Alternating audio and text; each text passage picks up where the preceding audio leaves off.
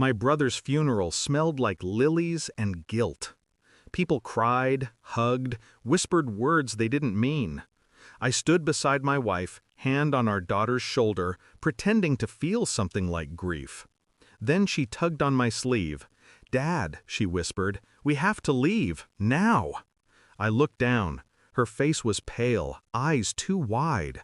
"Why? Please, just let's go." There was something in her tone, a maturity that didn't belong in a 9-year-old's mouth.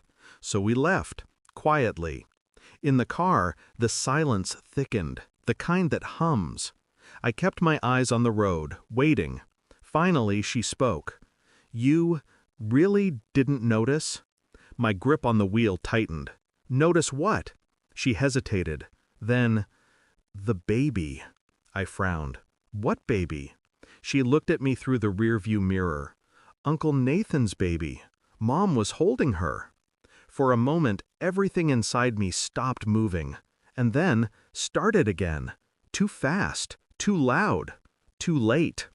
The rest of that day blurred, like memory fighting anesthesia. My wife stayed quiet, distant, said she was exhausted from the funeral. I watched her move around the house. Every motion seemed careful, controlled, like someone rehearsing normal. That night, when she showered, I checked her phone. She'd changed her passcode. She'd never done that before. I stared at the locked screen until the water stopped. By the time she came out, I was in bed, pretending to sleep, but my mind was awake, rewinding years, the late nights, the sisterly visits to Nathan when he got sick, the way she avoided eye contact whenever I mentioned him. At the funeral, she'd looked broken, too broken, and now my daughter said she was holding his baby. I wanted to dismiss it as childish confusion, but I couldn't. Kids see what adults are too afraid to. The next morning, I dropped my daughter off at school and drove straight to Nathan's house. The front gate was still draped with black ribbon. His neighbor, Mrs. Lang, was trimming flowers by the fence. She smiled sadly. "Terrible thing, losing him so young." "Yeah," I said. "Did anyone live with him before he passed?" Her eyes flickered. "A woman, for a while, pretty thing, dark hair, came often toward the end." "My wife had dark hair." Mrs. Lang leaned closer. "She brought a baby last month. Sweet little girl." I thanked her, left, and sat in the car, hands trembling. Then I did what I do best, organized the chaos.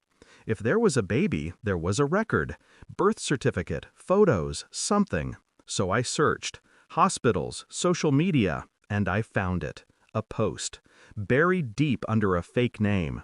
The photo showed a newborn wrapped in a blue blanket. Caption, "Welcome Lily. Your daddy loved you more than life."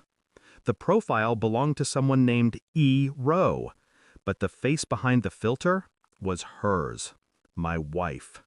When I confronted her, I didn't yell, didn't throw anything, didn't demand. I just printed the photo and left it on the kitchen table. She came home late, stopped cold when she saw it. Her hand went to her mouth. Then, silence. I waited. Finally, she whispered, "You weren't supposed to find out." The words didn't even sting. They just confirmed what I already knew, that the truth wasn't hidden, it was discarded. "How old?" I asked. Her lips trembled. 6 months. I nodded. "And Nathan?" She closed her eyes. "He needed someone. I thought he was dying. I didn't." "You thought I'd never know." She said nothing. I looked at her, really looked, and for the first time, I didn't see my wife. I saw the stranger she'd been becoming for years. The next day, I went to the lawyer handling Nathan's estate. I told him about Lily. He confirmed the will had been updated 2 weeks before Nathan died, leaving everything to my daughter, Lily. I smiled. When I got home, she was sitting on the couch crying. She'd been expecting anger, maybe forgiveness. She got neither. "I spoke to Nathan's lawyer," I said. Her head jerked up. "What?" "They'll need proof, DNA, your cooperation." Her face went white. "You I would. She started to plead, but I raised a hand. You can have your truth, I said, but you'll carry it alone. I handed her an envelope. Plane tickets. Her name. Lily's name. She stared. You're sending me away? I didn't answer, because she already knew. She left 3 days later. No goodbye, no note. The house feels bigger now, too quiet, too clean. Sometimes I catch my daughter staring out the window at night. I think she misses her mother. But I don't. I miss the illusion, the comfort of not knowing. Now there's only truth. Cold, heavy, permanent. At the funeral, I'd thought Nathan was the one buried. I was wrong. It was my marriage. And standing over that grave now, I finally understand what my daughter meant in the car. I really didn't notice. Not until it was already dead. Thanks for watching. Don't forget to like, share, and comment.